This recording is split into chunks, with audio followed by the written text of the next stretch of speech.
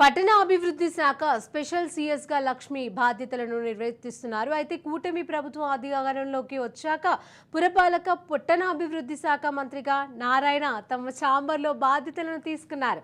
ఆ సమయంలో సంతకం కోసం ఫైల్ తీసుకురాగా ఆయన తిరస్కరించినట్లుగా సమాచారం.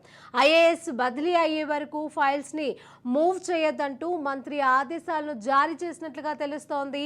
అంతేకాకుండా జీవోలపైన లక్ష్మి సంతకాలు లేకుండా నిర్ణయాలు తీసుకుంటున్నట్లుగా సమాచారం. పట్టణాభివృద్ధి శాఖ స్పెషల్ సీఎస్ గా లక్ష్మి బాధ్యతలను నిర్వర్తిస్తున్నారు. కూటమి ప్రభుత్వం అధికారంలోకి వచ్చాక పురపాలక పట్టణాభివృద్ధి శాఖ మంత్రిగా నారాయణ తన ఛాంబర్లో బాధ్యతలను తీసుకున్నారు. ఆ సమయంలో సంతకం కోసం ఫైల్ తీసుకురాగా ఆయన తిరస్కరించినట్లుగా సమాచారం. ఐఏఎస్ బదిలీలు అయ్యే వరకు ఫైల్స్ ని మూవ్ చేయొద్దంటూ మంత్రి ఆదేశాలను జారీ చేసినట్లుగా తెలుస్తోంది.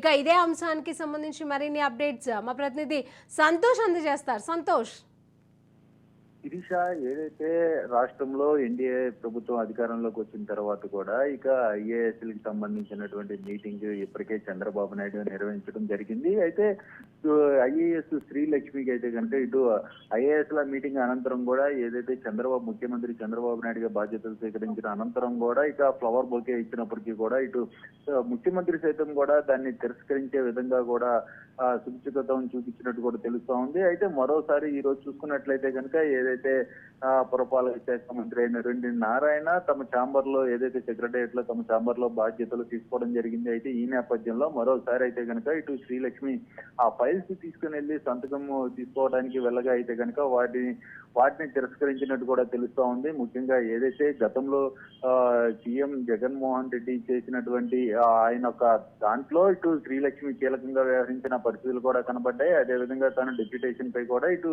ఏపీకి రావడం జరిగింది. అయితే ప్రస్తుతం ఎన్డీఏ కూటమి అధికారంలోకి వచ్చిన తర్వాత కూడా ఇటు శ్రీలక్ష్మి ఉంటారా లేకపోతే ఏంటి అన్న దానిపై అయితే కనుక తీవ్ర ఉత్కంఠ కూడా కొనసాగుతోంది. మరి రానున్న రోజుల్లోనే ఇటు ఐఏఎస్ లో బదిలీలు అయితే కనుక కొనసాగే అవకాశాలు కూడా కనబడతా ఉన్నాయి. దీంతో అయితే కనుక ఇటు ఐఏఎస్ శ్రీలక్ష్మి కూడా బదిలీలో ఉన్నట్టు కూడా తెలుస్తా ఉంది. ముఖ్యంగా దానికి చూసుకున్నట్లయితే కనుక ఇదే అంశంలో ఇటు సాక్షాత్తు ఆ పట్టణ పురపాలకు సంబంధించినటువంటి శాఖ మంత్రి నారాయణ సైతం కూడా ఫైల్స్ ని మూవ్ చేయొద్దు అంటూ కూడా ఆదేశాలు జారీ చేస్తున్నట్టు కూడా తెలుస్తా ఉంది. అంతేకాకుండా ఎటువంటి జీవోలు విడుదల చేశారో ఆ విడుదలైన జీవోల్లో తన సంతకం కూడా ఉండకూడదంటూ కూడా ఇక సాక్షాత్ అధికారులకి అయితే కనుక ఇటు ప్రభుత్వ పెద్దలైతే కనుక ఆదేశాలు జారీ చేసినట్టు కూడా తెలుస్తా ఉంది. ఇక ఇదే అంశంపై అయితే కనుక ఇప్పుడు పెద్ద ఎత్తున చర్చనీయాంశంగా మారిందని చెప్పుకోవాలి. ఐఏఎస్ శ్రీలక్ష్మికి ఇటు నారా చంద్రబాబు నాయుడు ఫ్లవర్ బొకే ఇవ్వడంతో పాటు ఈ రోజు ఏదైతే బాధ్యతలు స్వీకరించిన అనంతరం కూడా ఇటు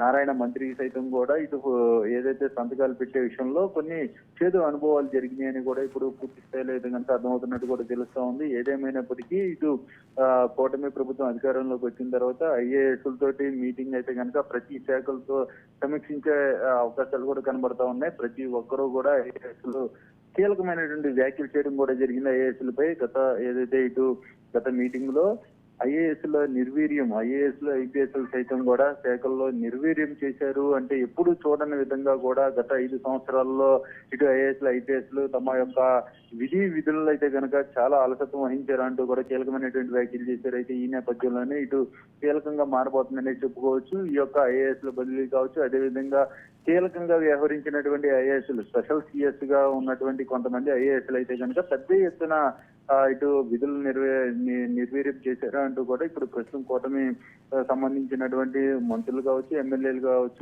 వీరందరూ కూడా అయితే కనుక విమర్శ చేస్తున్నా ఉన్నారు. అయితే ఇప్పుడు ప్రస్తుతం వీటిపై అయితే కనుక ఏ విధమైనటువంటి నిర్ణయం ఉండబోతున్నా అన్న దానిపై అయితే కనుక చర్చనీయాంశంగా మారిందని చెప్పుకోవాలి. Sirisha, right, thank you Santosh.